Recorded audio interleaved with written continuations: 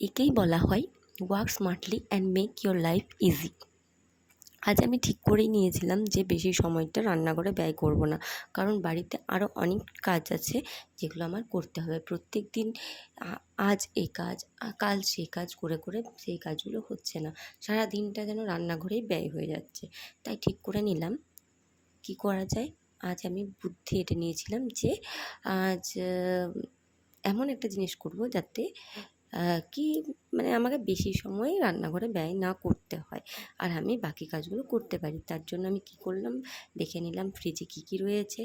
যেটা সবচেয়ে সহজ লাগলো সেটা হচ্ছে ভেন্ডি আর আলু এবং ডাল। আমি প্রথমে সব কিছু তৈরি করে নিয়েছিলাম, আমার খুব ভালো লাগছিলো। পরে যা ঘটতে চলেছে সেটা ভেবেই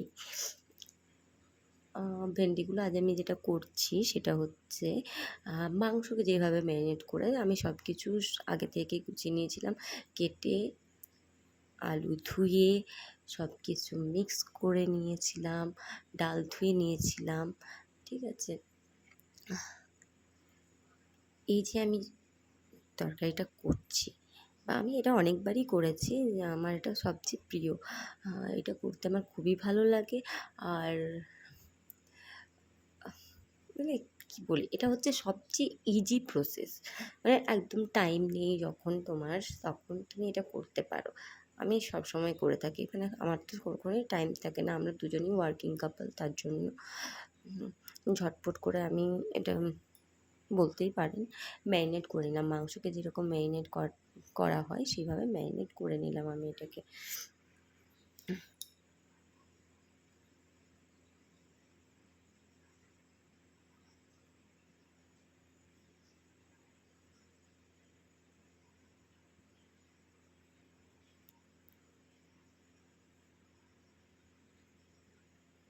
হলুদ নুন দেওয়া কমপ্লিট, হাত ধুয়ে নিয়েছি আমি।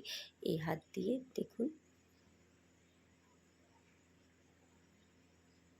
বেশি চাপ না দিলেই হলো, যাতে ভেন্ডিগুলো গোটা থাকে, ভেঙে না যায়।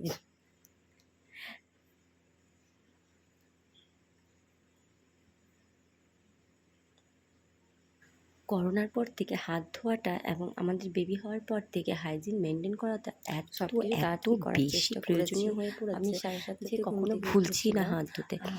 তো আমি বাকি কাজগুলো করার জন্য এগিয়ে যাচ্ছি।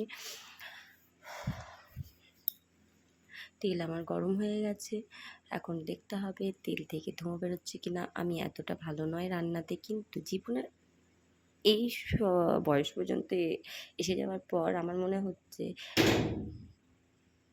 রান্নাতে প্রো হওয়া উচিত নয়। আপনি প্রো হয়ে যাবেন যখন পেটে খিদে থাকবে তখন, ঠিক আছে?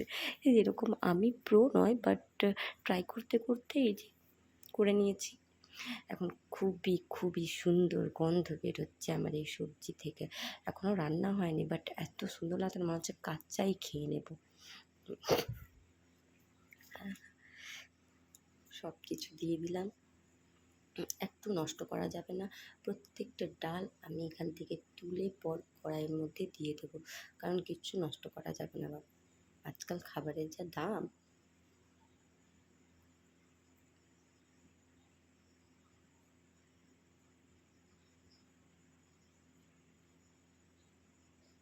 ভালো করে নেড়ে চেড়ে নিচ্ছি এটাকে।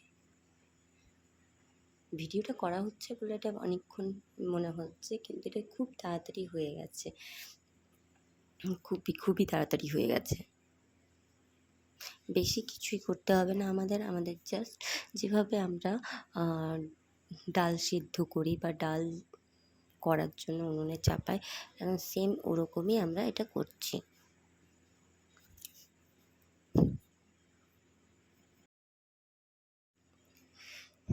ডালে যেভাবে আমরা জল দিয়ে দিই সেভাবেই এতেও আমি জল দিয়ে দিলাম এবং কিছুক্ষণ সেদ্ধ হতে চাপিয়ে রাখলাম।